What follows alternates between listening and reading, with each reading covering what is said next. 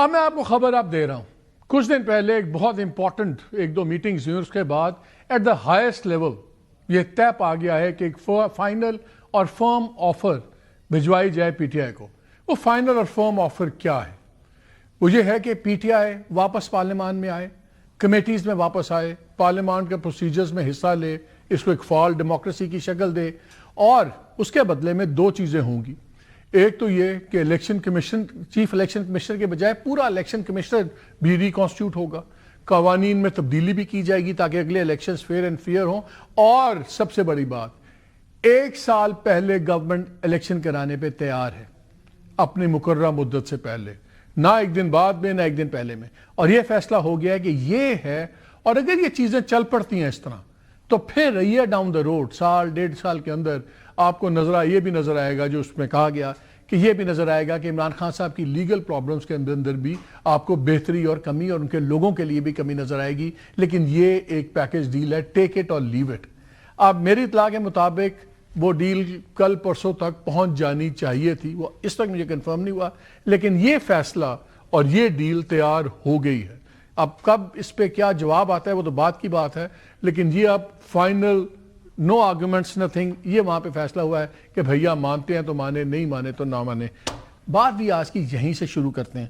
شوکت یوسف سے آپ سے بتائیں، یہ ڈیل مجھے نہیں پتا، شاید پہنچ بھی گئی ہو، اب کوئی فیصلہ تو ہو گیا ہے، کیسی لگتی ہے ڈیل؟ ٹھیک نہیں ہے اگر الیکشن بھی فیئر ہو جائیں، سب کچھ ہو جائیں، خان صاحب کی مصیبتیں بھی کم ہونی شروع ہو جائیں، اور الیکشن بھی 1 آدھا سال پہلے ہو جائے تو بری ڈیل تو نہیں ہے؟ بسم اللہ الرحمن الرحیم، بہت شکریہ. دیکھیں ڈیل ویل کی تو خیر کوئی بات نہیں ہے، اور اگر حکومت اپنے معاملات کو درست کرنا چاہتی ہے، کیونکہ ملک نہیں چل رہا، اصل ایشو تو ملک کا ہے.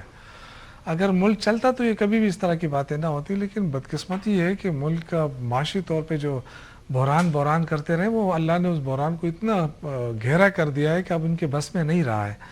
نہیں، میں اس لیے پوچھ رہا ہوں، دیکھیں نا، ان سے پولیٹیکل انسٹیبلٹی کی وجہ سے ان کے لیے پرابلم ہے، فورن فنڈنگ نہیں آتی، دوسری چیزیں نہیں آتی.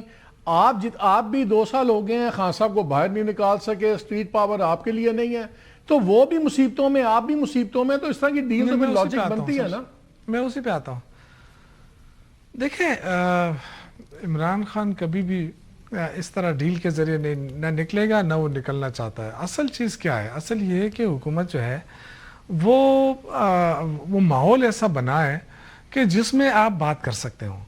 یہ کیسا ہو سکتا ہے کہ آپ عمران خان پہ پابندیاں لگائیں، ان پہ سختیاں کریں، ان کی بہنوں کے اوپر سختیاں کریں، کارکنوں کے اوپر سختیاں کریں، ڈنڈے برسائیں، مارے پیٹیں، پھر کہیں جی آئے ہم آپ سے بات کرنا چاہتے ہیں. تو اس ماحول میں تو بات چیت ناممکن ہے.